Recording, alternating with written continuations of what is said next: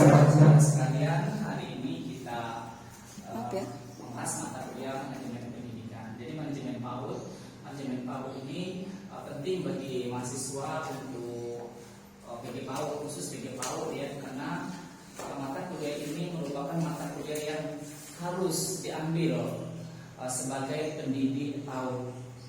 Nah, adapun mata kuliah ini adalah berjumlah 2 SKS. Nanti apabila tidak lolos mata kuliah ini maka sangat disayangkan sekali, karena intinya daripada mahasiswa itu sendiri.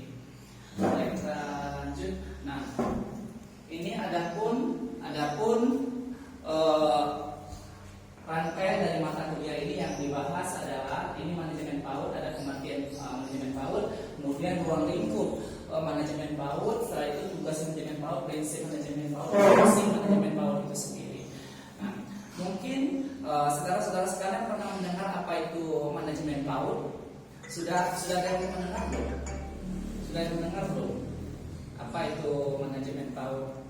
Jadi sebagai guru PAUD kita jangan awam dengan hal yang demikian, karena ini sesuatu yang harus kita lakukan apabila kita mempunyai lembaga PAUD.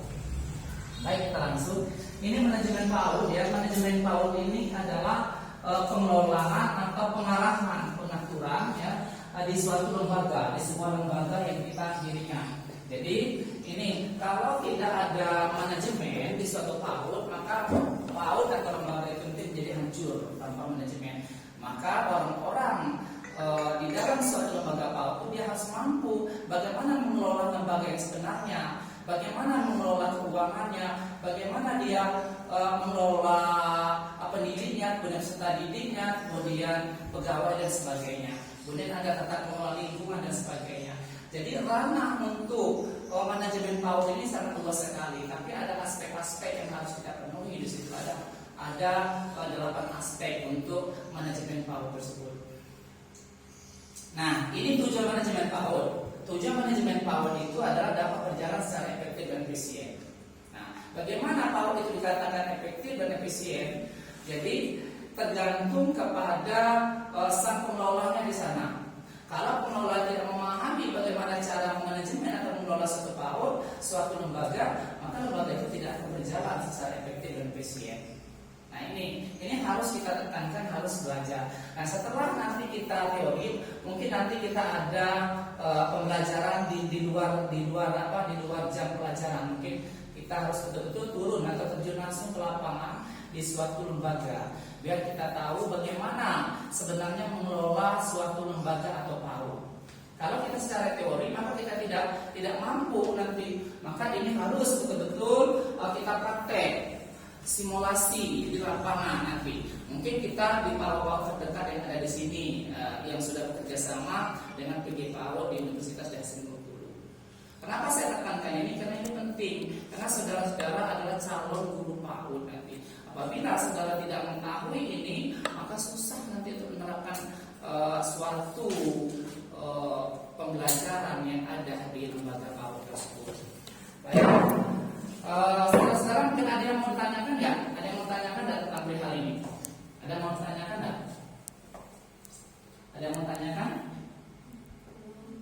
Baik, mungkin supaya tidak jenuh, mungkin kita ini dulu ya. Kita menghangatkan dulu. Siapa mungkin yang biasa pintar lagu-lagu PAUD? Minta ada atau tepuk tangan dan satu jari mungkin. Ada nggak? Ayo, kita berdiri semua dulu ya. Kita berdiri.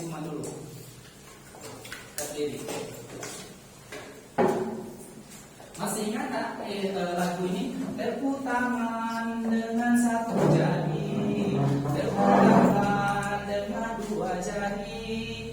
Pernah ingat? Baik. 1, 2, 3. Tepuk tangan dengan 1 jari, tepuk tangan dengan 2 jari, tepuk tangan dengan 3 jari, tepuk tangan dengan 4 jari, tepuk tangan tidak berbunyi. Coba ulang sekali lagi.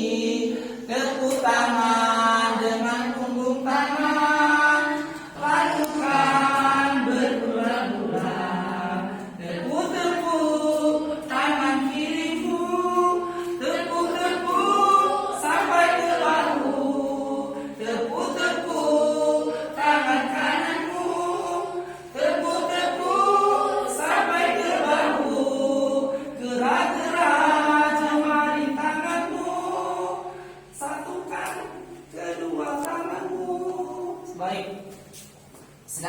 kembali, kita mulai kembali.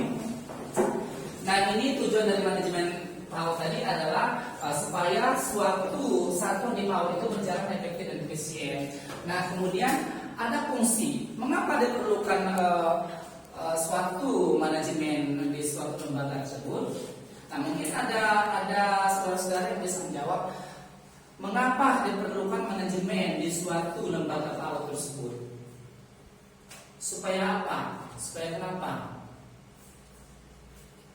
Ada yang bisa jawab? Ada yang bisa menjawab atau masih kaku? Ada yang bisa jawab? Ada yang bisa jawab tak? Karena diperlukan suatu manajemen di suatu lembaga PAUD itu keterkaitan kepentingan manusia banyak. Karena apabila manajemen suatu lembaga tidak kita kelola dengan baik, maka seluruh rangkaian kegiatan tersebut di suatu lembaga maka tidak akan berjalan dengan baik. Maka diperlukan orang-orang yang profesional di bidangnya. Maka ini perlu saya tekankan, kita tidak hanya sekedar teori saja, tetapi kita perlu adanya nanti stimulasi ke lapangan langsung, terjun ke lapangan langsung nanti. Jadi pernah kita ada beberapa lembaga PAUD kita sudah bekerja sama, Prodi PAUD UNIPE Universitas Dasar Bengkulu sudah bekerja sama di lembaga PAUD di sekitaran Universitas Dasar Bengkulu di sini. Nah, nanti kita belajar bagaimana cara mengelola PAUD, bagaimana cara mengelola keuangannya, bagaimana cara mengelola peserta didik dan sebagainya. Ini perlu supaya kita tidak kaku nanti waktu terjun. Apabila kalian sudah selesai kuliah nanti, otomatis kalian akan bekerja di dunia pendidikan. Nah, ini. Nah, secara umum ada 4 fungsi manajemen. Ada 4 fungsi manajemen PAUD yang sering orang sebut dengan POA, yaitu planning, organizing, executing, dan controlling. Ada 4. Ini perlu yang kita ketahui, di mana planning itu sama dengan perencanaan, organizing adalah pengorganisasian. Jadi perencanaan bagaimana kita merencanakan seluruh rangkaian kegiatan yang ada di suatu lembaga. Ini perlu. Nah, kemudian pengorganisasian. Nah, ini pengorganisasian ini penting. Di suatu lembaga itu harus kita buat struktur biar kita tahu tugas dan tupoksi kita sebagai apa. Jadi jangan nanti merangkap semua, nanti misal kepala iya, guru iya, bendahara iya, tidak boleh. Maka kalau itu terjadi berakibat fatal. Suatu lembaga itu tidak akan berjalan dengan efektif dan efisien sesuai dengan fungsinya tadi. Ini. Nah, kemudian yang ketiga kepemimpinan. Nah, kepemimpinan suatu lembaga ini penting. Karena kenapa? Seluruh rangkaian kegiatan tersebut maka salah satunya ada di monitori oleh pimpinan atau dipimpin oleh seorang kepala sekolah. Jadi penting di situ ada kepala sekolah tersebut untuk merencanakan suatu kegiatan-kegiatan. Namun kegiatan itu harus dikerjakan secara bersama. Ini perlu tadi adanya perorganisasian. Nah, kemudian yang terakhir adalah evaluasi. Nah, seluruh rangkaian kegiatan tersebut supaya berdampaknya positif dan sesuai dengan arahan tujuan yang kita inginkan, maka harus ada yang namanya evaluasi. Kita lihat kembali pekerjaan yang sudah kita lakukan itu sudah mencapai ke titik yang kita inginkan atau belum. Ini perlu adanya evaluasi. Karena evaluasi itu penting. Pengawasan ini penting. Siapa yang mengawasi ini? Ya bisa kepala sekolah, nanti kemudian bisa di atas kepala sekolah atau pengawas dan sebagainya. Bahwa pekerjaan kita itu berhasil atau tidak. Apabila tidak berhasil, maka lakukan berulang dan berulang. Tidak bisa hanya satu kali saja. Suatu pekerjaan kita lakukan, maka berulang. Baik, saudara-saudara, mungkin ada yang mau dipertanyakan? Ada yang mau ditanyakan tidak? Nah, kalau tidak ada yang mau ditanyakan, mungkin nanti langsung saja kita buat untuk sebagai simulasi kita nanti untuk terjun langsung ke lapangan.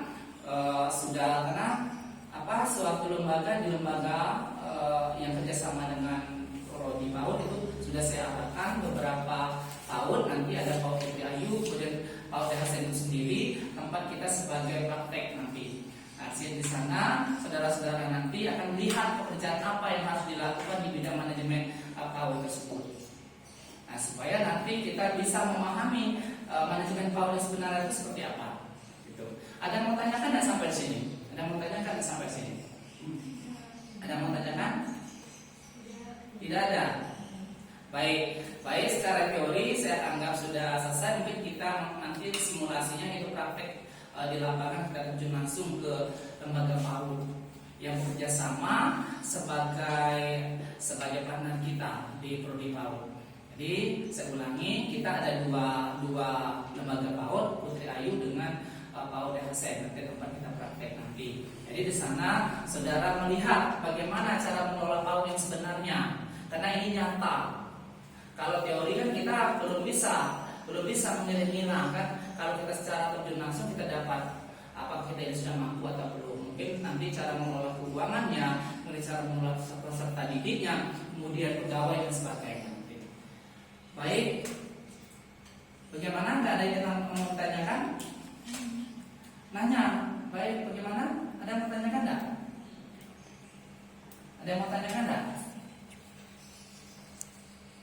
Jangan kaku, ya, karena saudara-saudara ini kan calon guru PAUD nanti. Kalau saudara kaku, ya bagaimana kalian memimpin suatu lembaga atau melakukan perencanaan, perorganisasian, tadi kan kepemimpinan, evaluasi. Nanti kalau kita tidak memahami bagaimana memanajemen suatu lembaga PAUD, maka susah nanti, ya.